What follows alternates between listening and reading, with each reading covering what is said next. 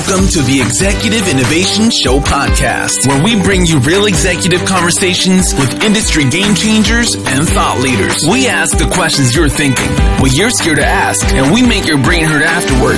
With your host, Carrie Chitsey, co-founder and CEO of One Touch Video Chat, live video interviews, and the nonprofit Humans Helping Humans. Hello, everybody, and welcome to today's podcast. I've got an amazing guest with us today, and we're going to be talking about what are hospitals and payers' role in the virtual care model, brought to you by One Touch Telehealth. And I've got on the show with us today Steve Wigginton, who is the CEO of Sutter Health, Aetna in Northern California, a joint venture between the two parent companies. Steve's a respected leader in the proven track record driving culture, growth, and innovation in the healthcare industry, former CEO of Valence Health, Chief Development Officer of Evolent Health, and founding a CEO of Medley Health. Steve, welcome to the show. Thanks, Carrie. Glad to be here. Well, awesome. You came on board about a year and a half ago with this new 50-50 joint venture between Aetna and Sutter to launch the new healthcare plan, really to help lower healthcare costs for self-insured employers and their employees. Your guys' network is over 1,500 primary care docs, 7,800 specialists, and 30 hospitals in Northern California. There's been several of these kind of relationships announced, and I think we're going to be seeing more of this, but really wanted to get from you where the big benefits are, not only on the provider side, but the employer side and the patient side. Can you kind of walk us through why you got excited and joined this, and really kind of how that model really benefits all around? Yeah, sure. I'd be happy to. It's interesting. There is a saying in healthcare that all healthcare is local, which doesn't exactly align with the concept of virtual care. But right. I think as your healthcare needs escalate, certainly it does get more and more local. And the opportunity here in Northern California that I saw, and the reason I joined the joint venture, is to bring a very highly respected traditional delivery system, Sutter Health, $14 billion in revenue, 24 different hospitals, a fully integrated Epic health record. So for all of the classic care delivery, primary care, specialist care, emergent care, urgent care, they're really best in class and have a broad footprint across Northern California. We've also added Stanford Healthcare to our network as a secondary partner. And so between those two, we have the best healthcare you can get in Northern California, certainly at the top tier. And yet, if you think about the payer side of the equation, and this is where Aetna saw the opportunity in the joint venture, in order to integrate deeply with a provider of care and do very innovative things, leverage virtual care, leverage artificial intelligence, leverage the emerging capabilities that technology has brought forth, you have to figure out how to connect that back to, if you will, the traditional healthcare delivery system. Right. Because the virtual care products at some point run out of runway in terms of some of the things that they're designed to do. They certainly open the aperture on the front end, make it easier for all of us to access fundamental types of care and advice. But as your health issues escalate, or if there's something emergent or urgent, that's when really that connection back to the traditional system is of value. The payer also brings, and this was another thing that was appealing to me, having spent a lot of time working around the country, to be able to go into one market with a committed provider and then bring all the data and information that the payer has, which is often more comprehensive than the individual providers are ever provide access to, really unlocked a chance to move the curve on cost and improve the patient experience. And so to the tail end of your question there, for the employer who is paying for their employees' benefits, whether they're a fully insured employer with a smaller and base of employees, or a self-insured employer who's bearing all of their own costs with no risk buffer, having that kind of collaboration and opening up the windows for lower cost, more efficient care ultimately drives sustainability for them. And that only works if the employees select the health plan and reselect or are retained in that health plan so that there's persistence. And so we're highly aligned to deliver a great patient experience that lowers costs and improves quality by leveraging the payer and the provider mix. And that's, to your point, there are several of those in the market, but there are very few 50-50 joint ventures. In fact, I'm only aware of 5 of them in the country. And so that's really where you get to the sort of out of the outer edges, I should say, of innovation. That's great. And with you having both sides of the coin, does that really, as an executive, help you think kind of beyond the billable revenue as you look at, you said, patient experience, as you look at cost, and really think, through that whole kind of ecosystem about, things like readmissions and things like home health and things like really kind of stepping up that proactive care? How has that made you kind of think about it differently, top down, and, really being able to have the leverage to do those types of things on kind of both sides of the coin? Yeah, well, it definitely does. To your point, it opens up a lot of possibilities from a strategy perspective, because you're no longer a slave to the click or the turnstile in order to fund your mission. The traditional fee-for-service model, it definitely incents activity over results. And I don't think there's a single one of us who believes that we should pay for activities that don't drive results. And so it does, yes, from a strategy perspective, open up a different way of thinking about the experience for an individual consumer or a member or an employee or a patient. Sometimes each of us will have all of those labels in a given year. Yeah. Without being sort of constrained by these artificial payment models. I say artificial, the constructs aren't ideal for care. They're built on activity-based. So we're not a slave to that. That does allow us to innovate. I'd say where we spend most of our time is trying to figure out where within these two traditional systems, payer systems and provider systems, where are the easiest places to eliminate these disincentives and make great progress quickly, as opposed to trying to boil the ocean. And that's really been our primary focus here in Northern California. Yeah, that brings up a good point. There's been kind of a lot of talk as we look at virtual care, as we look at baby boomers aging at home, as we look at an ecosystem of acute and skilled nursing and things like that, is who should really be driving this digital healthcare innovation? Should it be at the payer level? Should it be the health systems? Should it be the individual provider?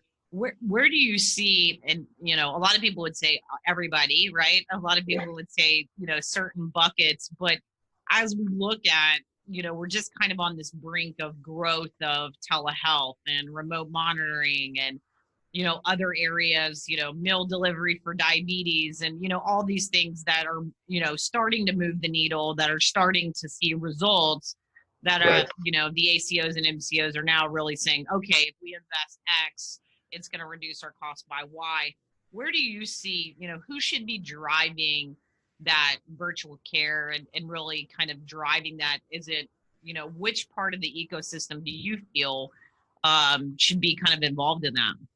Yeah, it's a great question. And I think, you've spent enough time in this space to know that right now the answer is all, all of the above. I think, you're seeing great innovation from providers, from large health systems, from EMR providers who are adding portal and texting capabilities. And of course, on the payer side, a ton of innovation. Aetna, in partnership with Apple, launched an app called Attain, which is all about, sort of leveraging the watch, the technology, the data gathering capabilities of that device to help you manage a variety of different health and wellness conditions. So the fact is that there's a proliferation of solutions. Many of them, I think, are hamstrung by the lack of sort of totality across the delivery system. So a provider, for example, Sutter Health is a great example. They offer video visits. And so just like scheduling a primary care visit with your physician, you can schedule a video visit. But not every one of the 1,700 primary care physicians in the Sutter Health network has been trained on and incorporated video visits into their schedules and into their payment models and how they get compensated. So there's a lot of internal workflow, human capital management, training, scaling that has to happen before a delivery system can say unequivocally, if you come to our hospital system or our health system, you can have all of these modalities. And so right. we've seen a lot of innovation that may happen in one multi-specialty group to start, and then it spreads across a health system. It becomes connected to their EMR. And so there's a maturation process that has to happen to connect these virtual capabilities to, I'm hesitant to use the term traditional because healthcare continues to evolve, even in the face-to-face setting, of course. But when you think about things like diabetes management, the example you gave, there are clear proven pathways to managing diabetes. The challenge is compliance to those pathways. And so if I can leverage virtual tools and so forth, that's great. But where's the clinical pathway? Where's the physician in that equation? That's where the provider side comes in. I think from the payer side, most of us have an insurance card. We might have an app on our phone, or we might go to a portal that is provided by our insurer, because that's at the end of the day the interface we have to the expense of healthcare. And so I think there's an opportunity there to go across all patients or members in a community, even as the health system is evolving these more deeply embedded virtual capabilities. And so I know it sounds a little bit like a cop-out. The fact is everybody's innovating across this domain, from payer to provider. Yeah. And ultimately there will be winners and losers. And I think the winners and losers in terms of the capabilities will be those that are connecting to that part of healthcare that's indispensable moments versus trying to replace it or steer around it. Yeah, and it's interesting. I was talking to a physician the other day on the podcast, and we were talking about, physician experience driving patient experience, right? And we were talking about how historically medical school has been taught on fee-for-service, right? Right. And, now we're going to the value-based care model. And, with you guys, with the partnership with Sutter and Aetna, how I'm sure it's been a big kind of culture changes for the providers of now, having this partnership and really kind of changing some of that mindset of fee for service to really be more value care, for the employer, for the provider, for the patient, for the caregiver. How as the CEO have you really kind of top down tried to, change that culture, which is really hard for a lot of executives to do, to really change that? Has that been a struggle for you guys, or how have you addressed that from your standpoint? Well, I wouldn't say it's been a struggle. I have a unique lens on physician satisfaction and its impact on patient care. I'm married to a practicing OBGYN. I think I can, proudly say she's a 2-time Patient Choice Award winner amongst thousands of specialists here in Northern California. So she's that physician, if you will, who closely identifies with her patients, is highly committed, and it really loves, those moments when she's making a difference in women's lives. And yet, she also has emails coming now that have to get answered at 9 o'clock at night because the schedule during the day hasn't been changed. So right. I've still seen 25 patients. I've got a lot of charting to do. And then I have 27 emails that have come in, and the expectations from patients on, are you going to answer that? Or am I just lobbing it out there to see what happens? Or, hey, it's been 2 days. So it's an emerging standard, and it's highly variable. That really puts a stress on the physicians and their assistants and the nurses that support those physicians. So there's work to be done there. I wouldn't say it's a struggle for me in the role that I have here at Sutter Health Aetna. We're a catalyst. And so Sarah Crevens, who's the CEO of Sutter Health, the system, that's a multi-year undertaking to transform their revenue model from predominantly fee-for-service to predominantly value-based, and somehow bring the culture along and do all of that without, of course, bankrupting the enterprise. And that's a very challenging transition. I mentioned earlier, I had the opportunity at Evolent Health and at Valence Health to work around the country with different delivery systems that are struggling with this, getting enough runway speed to get over the trees at the end in terms of enough value-based compensation that you can push your internal compensation systems and your internal workflows and the way you look at data, all of that towards optimizing outcomes for value. If you do that irresponsibly and you no longer fund the mission on the fee-for-service side, you've really done a disservice to the community you serve. So it's a real challenge, and different local markets move at different paces. This joint venture, what Aetna just entered into when they partnered with Sutter Health, what they've done in other markets, is really part of a multi-pronged strategy that Sutter Health has undertaken to say, how do we chase more value-based compensation more quickly so we can transform ourselves more quickly? And it's a challenge. I'm happy to support it. I don't have as difficult a job as Sarah Crevens does, that's for sure. So you got the easy part then? Yeah, I got the easy part. Let you play that back to her. Yeah. All right.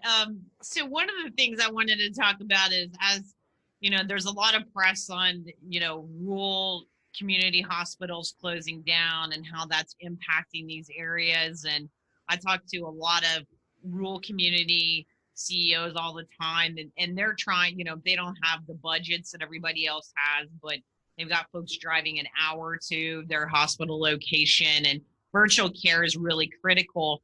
If you were mentoring, one of those CEOs that maybe has a rural hospital or one or two locations, and they were to, help prioritize kind of where they fit in this virtual care model and how do they kind of extend, what would be some of the top three things that you would advise them, for later this year or in 2020 that they should really be thinking about when it comes to virtual care?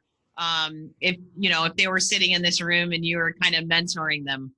Yeah, well, I would be very hesitant to try to offer advice to a CEO of a rural hospital because it's a very challenging job and I haven't actually done it. I've spent a lot of time across the desk from those men and women, and I have a ton of respect for the many of them, almost all of them, not-for-profit, community-based, mission-driven organizations that are vital to the communities they serve and at a huge disadvantage in terms of capital, technology, reimbursement, payer mix, you name it.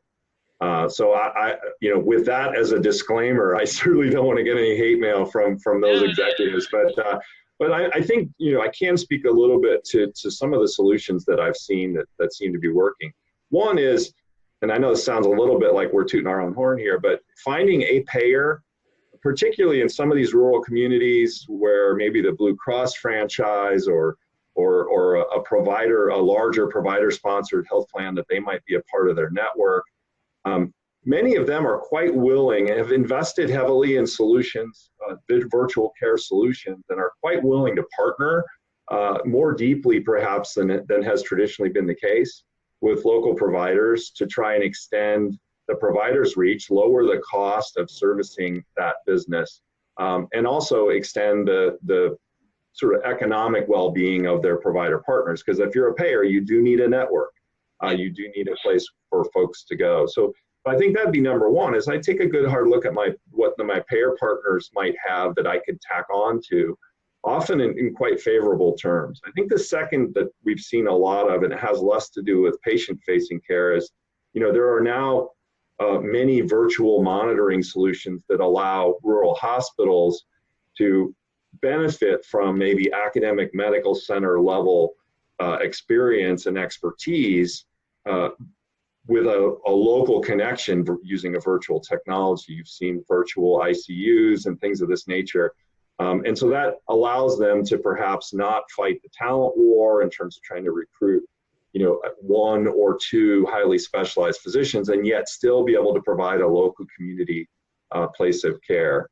And I think the third one is, if I'm in that situation, I do want to personally, I would want to connect as digitally as I could. I would know my first priority would be the phone. everybody in my catchment area has a phone, and that's a place where I can gather data from the patients. I can communicate with those patients, and I would prioritize making those interactions our primary point of interface. And of course, the fee-for-service reimbursement piece would be a challenge, right? You need to make sure you're going to get paid for those visits by your payers. Otherwise, you're not going to be able to fund your mission. But I think a concerted effort to move to a digital-first strategy would probably be every Monday when we had an exec meeting, I'd say, what are we doing to be digitally connected to the people in our community? And it will allow us to make a lot of decisions on capital and infrastructure, advertising, and all these other expenses that we're investing, that we have to invest, and prioritize first around this digital connection. And I think that gives me extended reach. It allows me to serve more people more quickly, more easily, and it's stickier. And I think that's probably part of the sustainability mission. Yeah, and to that point, I think that number one, that's great advice. But I think it also allows them to move the needle faster than bringing in equipment and doing all these things. And as your point, there's such a shortage in these areas of, not wanting a cardiologist to move to rural town USA, that they can still, get that specialty, provide that in their community. So I think that's great advice. So the last question I love to ask everybody is, what are two things that are keeping you up at night that are healthcare related? So what's kind of keeping you up at night that's always kind of getting those wheels turning before you go to bed? Yeah, I mean, other than my teenagers. Ditto. That's usually that's the last and the first thing, but yeah, in the healthcare related, because it's you did say healthcare related. Yeah, I think, well, there's two. I think one is the lack of what feels to me like a cohesive policy framework that we can lean on for more than 2 or 4 years, or constantly feels like it's under threat. That makes it difficult to innovate when people are moving the ball, and that's the nature of this industry in this country. But it does concern me a little bit that there isn't a long-term sort of data-driven and analytical view that says we have a population that's aging, we have a very expensive chassis for delivering care, we deliver a ton of it right at the end of life, the government's paying for it, the government doesn't pay enough for those. Neither Medicaid nor Medicare really reimburses providers, certainly not unless maybe an MA, at a level that's sustainable. And so that puts a lot of pressure on employers. And so it's an intractable problem at some level, but doesn't feel like there's a long-term light at the top of the hill that says we're going to, that's what we're headed towards. And then as a CEO of a healthcare company, you're constantly trying to figure out, hey, what's going to happen? Is the individual mandate back? Is it gone? Is this changing? What does that do to our risk? How do we price our products? It really is a big challenge, and don't expect it to go away. So that's number one. I think number two is a little bit of this, the innovation, the level of innovation that is occurring, and the cost of pharmaceuticals is a frightening thing. We saw, you see drugs now that are being introduced that are $1 million or $2 million that actually cure people of diseases that previously could not be cured. So it seems impossible to say no, and yet impossible to afford. And I don't know how we resolve that in the near term, but it does keep me up that you can do a lot of things really, really well to manage a population of people within a budget so that community can be served in a sustainable way. And you can have 1 or 2 or 3 people that can blow your budget, and whether you're an employer, a health plan, or a provider, and that doesn't feel sustainable. Right. No, definitely. And I think I just saw with all the Medicare changes on some of the billings in California, on some of the telehealth and FQHCs and things like that. That's interesting before January. So that's been one of my California folks that's come up recently from that perspective.